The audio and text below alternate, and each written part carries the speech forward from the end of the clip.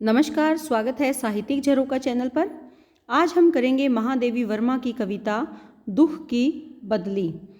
इस कविता के माध्यम से कवित्री ने अपने मन के भावों को अभिव्यक्त किया है असीम सत्ता के प्रति, और असीम सत्ता के प्रति उनकी जो आस्था है वो इस कविता में दर्शन का रूप ले लेती है।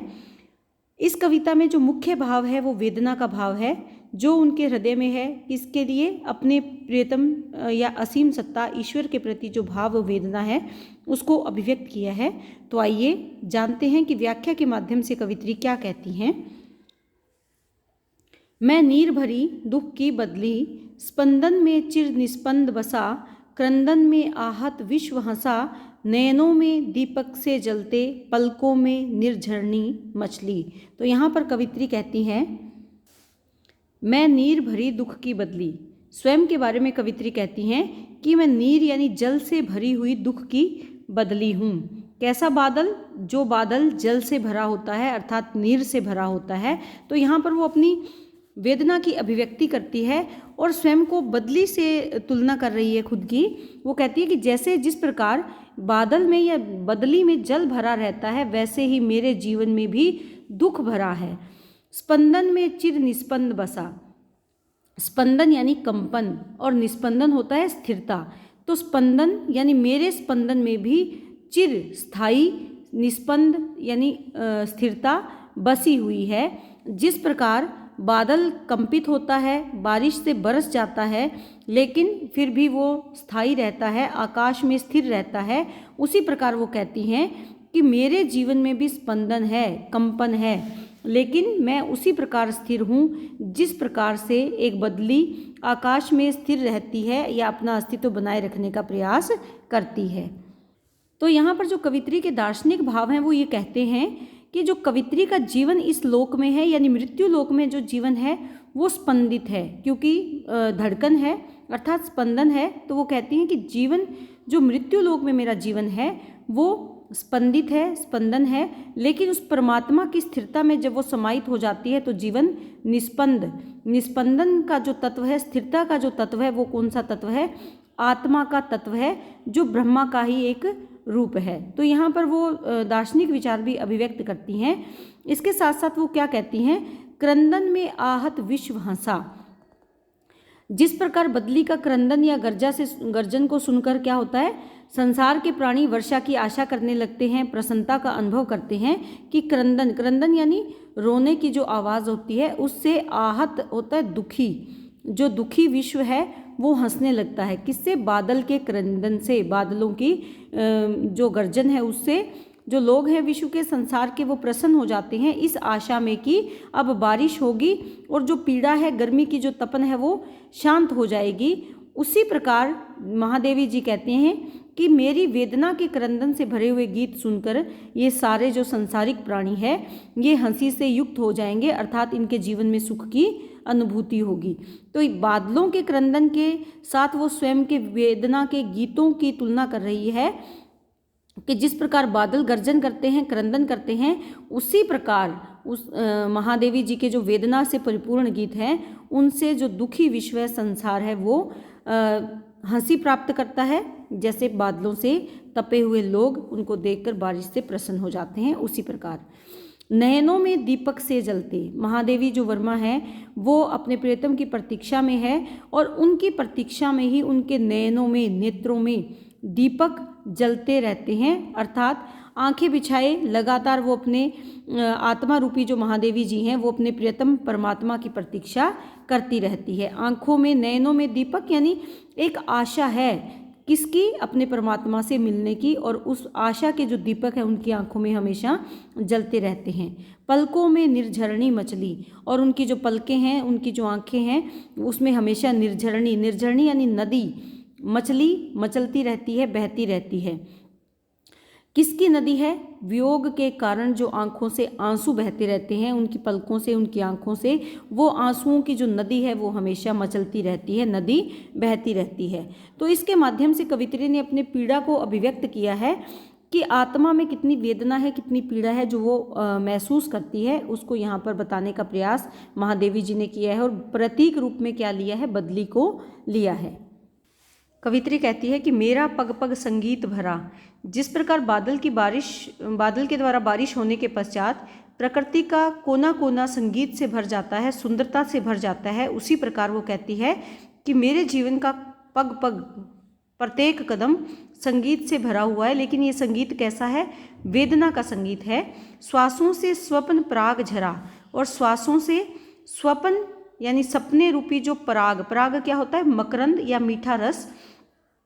तो जिस प्रकार जब बारिश होने के पश्चात मौसम सुहावना हो जाता है और वायु के जो झोंके हैं उसमें फूलों का मकरंद समाहित हो जाता है, उसी प्रकार कवित्री कहती है कि मेरी जो प्रत्येक सांसें हैं उसमें प्रियतम को प्राप्त करने के लिए जो उसने आकांक्षा की थी, कल्पना की थी, वो आकांक्षा उसे पूरी होती हुई दिखाई देती है। और जिस प्रकार बारिश के आने से चारों ओर मौसम बदल जाता है, उसी प्रकार वो कहती है कि मेरे जो सपने हैं, आकांक्षा किसकी?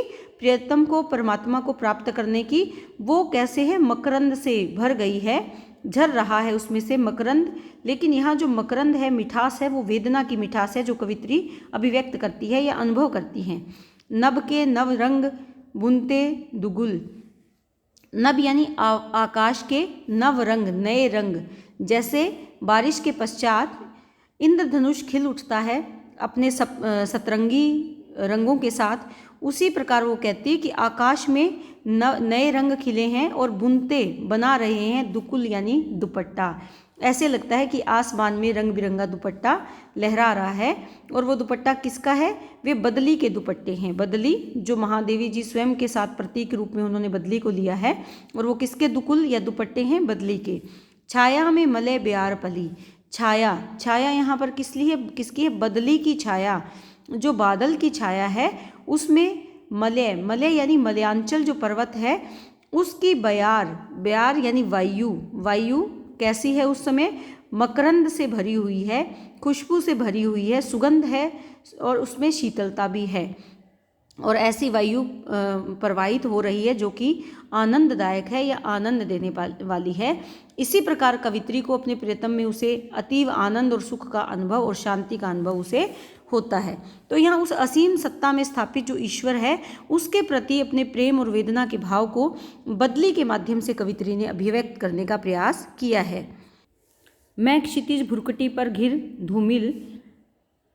यहाँ पर कवित्री क्या कहती हैं?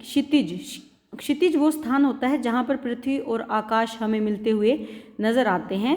तो कवित्री कहती हैं कि जिस प्रकार आकाश का वो भाग या वो स्थान जहाँ पर पृथ्वी और आकाश दोनों मिलते हुए दिखाई देते हैं, वहाँ बदली उसी प्रकार प्रतीत होती है जैसे कि घिर आई हो धूमिल यानी धूम से भरा हुआ प्रतीत होता है। भुरकटी वो मिलन का स्थान, वो जगह जहाँ पर दोनों, भुरकटी अर्थात बोहें का मतलब यहाँ पर क्या है कि उन दोनों का मिलन, आकाश और पृथ्वी के मिलन का जो स्थान है, ऐसे प्रतीत होता है कि वहाँ पर घिर आई है धूमिल यानी धूम से भरा हुआ प्रतीत होता है, धूमिल प्रतीत होता है और बदली अस्पष्ट दिखाई पड़ती है। लेकिन धीरे धीरे जब वो गतिशील हो जाती है और आकाश में नीचे झुक जाती है तो कैसे होता है? चिंता का भार बनी अविरल यानी निरंतर वो चिंता का भार बन जाती है। उसी प्रकार महादेवी वर्मा जी कहती है कि मेरी भुहों पर पहले तो वेदना और पीड़ा धूमिल से घिर कर आती है, अर्थात बहुत कम रहती है, और बाद में वो चिंता का बोझ बन जाती है, भार बन जाती है, निरंतर और लगातार बनती ही चली जाती है। इसमें क्या बताना चाहती हैं विरहिणी कि आत्मा का परमात्मा के प्रति जो ज्ञान है पहले अस्पष्ट था, लेकिन बाद में चिंतन और मनन से वो ज्ञान स्पष्ट हो गया। अर्थात बदली पहले धूमिल थी लेकिन बाद में वो चिंता का भार बन गई, अर्थात उस पर चिंतन मनन हुआ, तब वो निरंतर लगातार उसमें स्पष्टता भी आती चली गई। रजकण पर जलकण हो बरसी, नवजीवन अंकुर बन निकली।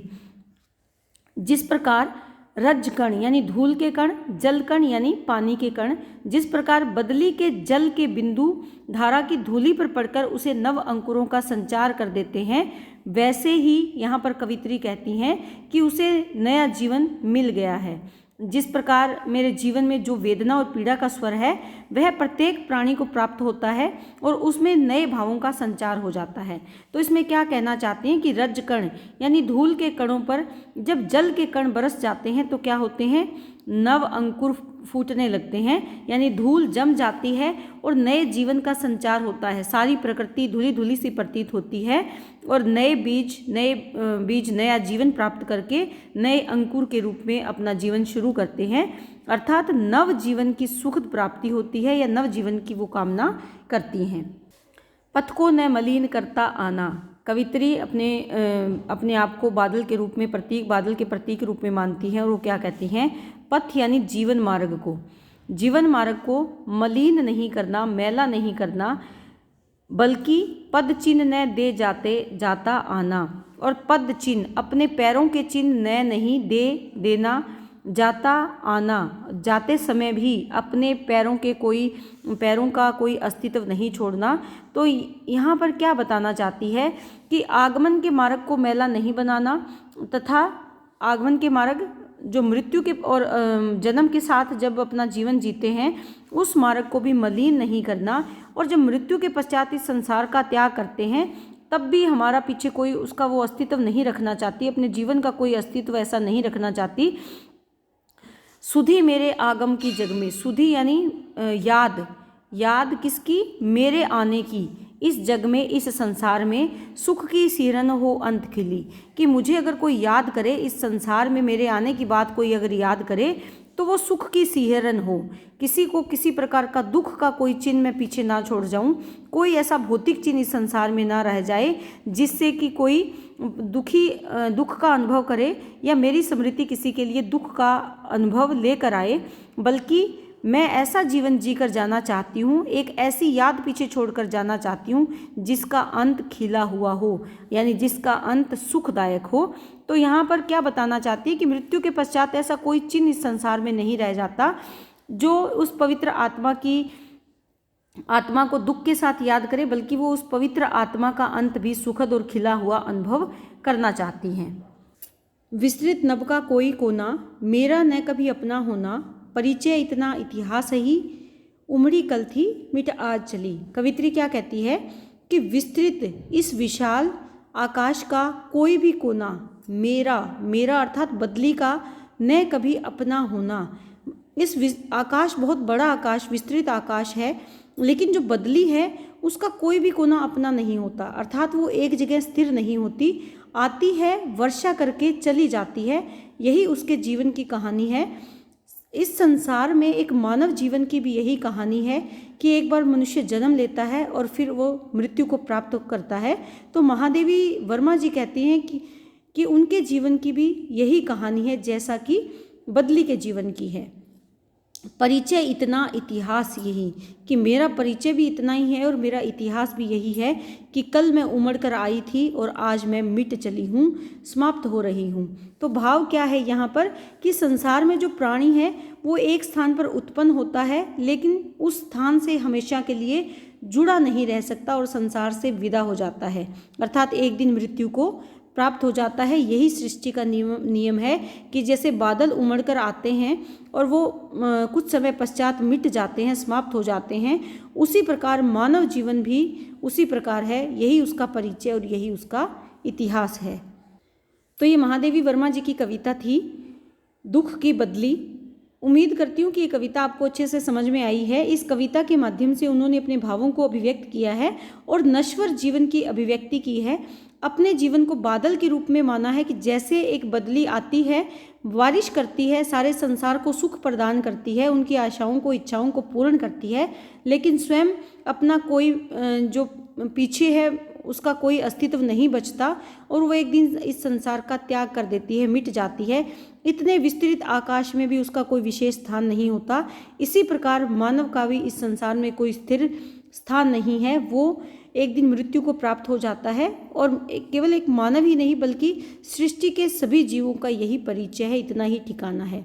तो उम्मीद करती हूँ ये कविता आपको बहुत अच्छे से समझ में आ रही है। बहुत बहुत धन्यवाद।